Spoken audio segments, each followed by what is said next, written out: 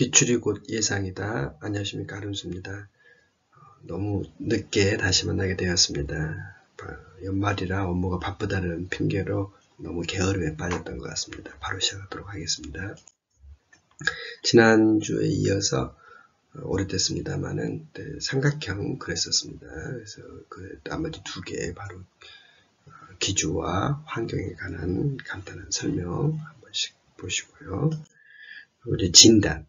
사실 저는 굉장히 요약해서 적었습니다만 결국 이 부분은 강론과 각각 병에 대한 강론에서 사실은 살펴봐야 될 부분, 겹치는 부분이 많이 있습니다. 그래서 간략하게 우리가 자주 다루는 병징과 표징, 그리고 진단 방법에 있을 때 특히 우리 현미경의 종류, 해부현미경, 광학, 투과 전자, 주사 전자 현미경, 형광 현미경, 이 부분들이 조금 많이 출제되고 있습니다. 기출을 통해서 보는 게 더 좋을 것 같습니다. 그리고 코어의 법칙 단계 간략하게 알아두시면 좋을 것 같습니다.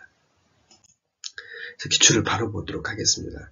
결국 이 부분은 강론과 연계될 수밖에 없습니다. 그래서 표징과 병징에 대한 부분들은 표징으로 볼 수 있는, 병징으로 할 수 있는 부분들은 과연 이게 균, 곰팡이죠. 주로 관한 것인지 아니면 파이토플라스마나 바이러스에 관한 것인지 이걸 구분할 수 있냐, 이런 부분에 대한 질문이 되는 겁니다. 그래서 병징이라는 것은 나타나는 거지만 여러 가지 형태가 있잖아요. 그렇지만 표징이라는 것은 결국은 어떤 거의 다 곰팡이에 대한 거거든요. 표징은 그리고 곰팡이 보자나 이런 부분들이 나타나야만 우리가 볼 수 있으니까. 그래서 결국은 바이러스나 파이토플라스마는 표징이 없거든요. 그래서 결국 보기 문제들이 곰팡이균이 아닌 바이러스나 파이토플라스마로 되는 그런 병의인가라는 걸 묻는 문제입니다. 결국은. 그래서 우리가 알다시피 이제 북나무 빗자루병은 그런 종류죠. 참고로 파이토플라스마죠. 그래서 몇 가지 있으니까 사실 파이토플라스마나 바이러스는 병해가 많지는 않습니다. 그래서 그걸 기억하고 있고 나머지는 전부 다 곰팡이균이라고 생각해도 큰 문제 없으니까 기억이 될 것 같습니다. 뒤에 또 나옵니다. 일단 진단 방법에 대한 이것도 마찬가지입니다. 사실 진단 이런 방법들도 결국은 파이토플라스마나 바이러스 그리고 곰팡이균을 구별할 수 있냐 그런 문제죠. 그래서 다피 염색법 같은 경우는 형광이거든요. 이게 형광염색소, 형광염색소를 이용한 거기 때문에 결국 파이토플라스마인가 아닌가를 묻는 문제입니다. 코어의 원칙은 아까 단계는 4단계로 간략하게 말씀드렸습니다만은 쭉 나머지는 다 가볼 공고 또 가능합니다. 그래서 그 부분을 묻는 문제입니다. 진단 방법에 있어서 이것도 마찬가지입니다. 계속 지금 같은 유형의 패턴인데 결국 이게 파이토플라스마에 대해서 아느냐 그걸 묻는 겁니다. 물론 각각 현미경에 대해서 우리가 앞에 제가 슬라이드에서 보여드렸었는데 그래서 어떤 현미경에서는 뭐 바이러스를 볼 수 있고 뭐 이런 것들이 간략하게 적어놨습니다. 결국 이제 강론에 가서도 또 한번 다뤄볼 수도 있는 문제들이지만 결론은 여기서도 지금 이 부분은 바로 이제 분자 생물학적 진단 방법에 의한 그람 양성분을 알아내는 진단인데 이게 바로 파이토플라스마에 속하는 거거든요. 그래서 그 부분을 할 수 있는 문제입니다. 물어보는 문제입니다. 이것도 이제 표징, 바로 병징과 표징의 차이라고 그랬잖아요. 그래서 표징이라는 거, 나머지는 이제 병징 드러나는 거죠. 궤양이나 이런 부분들은. 그렇지만 이제 표징은 주로 곰팡이균들의 어떤 균의 어떤 그런 것들은 바로 문제입니다. 그리고 이제 현미경. 그래서 이것도 어떤 현미경으로 뭘 볼 수 있냐에 대한 것들은 제가 이제 간략히 기본 적어놨었는데요. 여기서 지금 묻는 문제는 바로 형광현미경은 파이토플라스마를 관찰할 수 있다니 그걸 묻는 문제입니다. 그래서 형광현미경이랑 연결되어 있으면 파이토플라스마가 맞는가 그걸 찾는 거죠. 그리고 투과 전자병 같은 경우는 세균도 볼 수 있고 세균의 부속성을 볼 수 있고 바이러스도 볼 수 있다. 뭐 이런 것들. 해부현미경은 곰팡이와 선충을 볼 수 있다. 광학현미경은 곰팡이와 세균, 선충보스든 이런 분들 한 번 더 기억해 두시면 됩니다. 그래서 나머지 부분들은 많이 겹치는데 주로 이제 파이토플라스마가 좀 다르기 때문에 흉악미경에 볼 수 있고 일단 그렇게 기억해 주면 조금씩 마다 차이가 있는 부분이 사실 있더라고요. 제가 검색을 하다 보니까. 근데 일단 기본적으로 해서 파이토플라스마가 맞나 아니냐 그걸 찾으면 됩니다. 그리고 이거는 이제 분리배양. 이것도 이거는 분리배양 가능하려면 이제 거의 대부분 곰팡이균이거든요. 우리가 바이러스나 파이토플라스마 같은 건 좀 어렵잖아요. 그래서 곰팡이인데 이것 때문에 저도 굉장히 헤맸습니다. 배롱나무 흰가루병도 사실은 잔황균이기 때문에 곰팡이가 맞거든요. 근데 이건 좀 분리하기 어렵다라는 그 문구가 있더라고요. 제 교재에는 없었는데 제가 검색을 찾다 보니까 좀 분리하기 어렵다 이 부분이 있었습니다. 그래서 5번도 잔황균인데 소나무 피목하지마름병도 찾았는데 또 확실한 보기가 5번이 있기 때문에 그렇고 마찬가지죠. 조금 전에 설명드렸던 현미경 볼 수 있는 종류 7번 같은 경우도 전자현미경을 볼 수 있는 거니까 이제 파이토플라스마 또는 바이러스까지 포함됩니다. 결국 여기서 곰팡이와 파이토플라스마 바이러스 이거를 구분할 수 있냐 그걸 묻는 문제입니다. 그래서 우리가 뽕나무 오갈병 같은 경우는 이제 파이토플라스마, 북나무 빗자루병 같은 경우는 파이토플라스마, 장미 모자이크병은 바이러스, 나머지는 다 곰팡이죠. 그래서 그 세 가지만 찾아내는 그런 문제입니다. 그리고 또 진단 방법, 아까 말씀드렸죠. 바이러스를 보기 위해서는 이게 주사 현미경우는 좀 어렵죠. 투과전자 현미경으로 볼 수 있다는 거, 그걸 아는가를 좀 묻는 문제입니다. 또 역시 마찬가지 이 부분도 이제 진단에 관한 문제인데 제가 지난번에 말씀드렸는데 이 기울임체가 이제 잘못됐다는 겁니다. 그래서 그런 항상 기출을 보는 이유가 어떤 부분이 이 보기를 또 바꿔서 낼 수가 있거든요. 이제 제대로 공부하실 때 알고 계셔야 됩니다. 그래서 이 부분은 이제 구침이 있으면 외부 기생성이라는 거 부분도 생각하시고 관찰할 수 있고요. 3번은 막 4번 아까 나왔었죠. 앞에 6행과 5에 나왔었죠. 그래서 이거는 파이토플라스마는 염기서열 분석으로 할 수 있다고 했습니다. 그래서 기억하시면 되고 그다음에 5번 같은 문제도 이거는 PCR이죠. 우리가 잘 알고 있는 DNA를 추출해가지고 하는 것은 메뉴 확산법이 아니라 우리가 PCR이죠. 그래서 이 부분들 꼭 다시 한번 학습하시기 바랍니다. 역시 이것도 말을 좀 표현을 바꿨죠. 네, 바로 표징과 병징을 구분하는 말이죠. 그래서 나머지 우리가 병징으로 드러나는 것 이게 바로 반응이죠. 수능에 대한 반응이 바로 병징을 물어보는 문제고 남은 문제 그게 아닌 거 찾는 것도 문제입니다. 그리고 이제 빗자루 증상 이런 부분 곰팡이나 제추 이건 가볍게 기억해 주시면 될 것 같고요. 역시 이것도 또 나왔네요. 아까 염기서열 분석 이 부분도 다룰 수 있는 그 문제에 대해서 역시 마찬가지 종류를 묻는 문제잖아요. 그래서 이 부분도 기억을 해두시면 좋을 것 같습니다. 그래서 우리가 보통 바이러스죠. 그래서 죄송합니다. 이게 바이러스죠. 우리가 염기서열 분석은 주로 곰팡이 진단에 사용하는 거죠. 그래서 곰팡이 진단에 사용할 수 있는 그런 부분이기 때문에 바이러스병에 사용할 수 없다는 거 그렇게 기억해 두시면 될 것 같습니다. 그리고 최근에 나왔던 문제입니다. 역시 한번 또 반복되고 있는 문제죠. 그래서 우리가 이상하나요? 그쵸. 이게 이상하죠. 음성임세법 그러면 이게 좀 말이 안 되죠. 바이러스 같은 게 아니죠. 그래서 그런 부분 묻는 문제고 또 앞에서 계속 나왔던 문제잖아요. 다피임세법은 형광현미경은 파이토플라스마다. 이런 부분들 꼭 살펴보시기 바랍니다. 이것도 좀 찾기가 어렵더라고요. 뚜렷하지 않다는 말은 없었는데 횡모 이마르병 같은 경우도 어디는 띠가 있다라고 또 돼 있어서 이분들은 조금 더 제가 아직 공부 부족한 것 같습니다.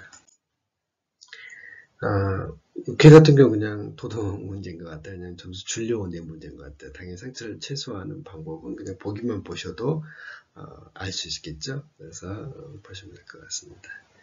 그리고 여기도 마찬가지 이 부분은 아마 우리가 버짐나무 단접병 같은 경우는 이제 저희 지문에는 보통 이제 연맥 그리고 뭐 검은갈색 반점이라고 제가 알고 있는데, 그래서 그걸 한번 물어보는 그런 문제인 것 같습니다. 그리고 이제 두 번째로 오늘 이제 관리, 아까 조금 전에는 진단 파트였고요. 관리 파트도 저는 굉장히 요약해서 적었습니다만 나중에 기출버스에 보게 되겠지만 정말 이게 나올 줄은 저도 사실 저는 그냥 버리겠다라는 생각이 들었는데, 기량작용 나타나는 미생물이 각각의 매칭까지 사실은 기출됐었더라고요. 그래서 과연 그것까지 기억을 해야 되나 조금 의심이 들긴 합니다만은, 역시 이 부분도 강론에 가서 각각의 방제법은 나옵니다. 그래서 전반적인 부분을 알기 위해서 몇 가지를 이제 끌어왔습니다만, 그래서 한번 살펴보도록 하겠습니다.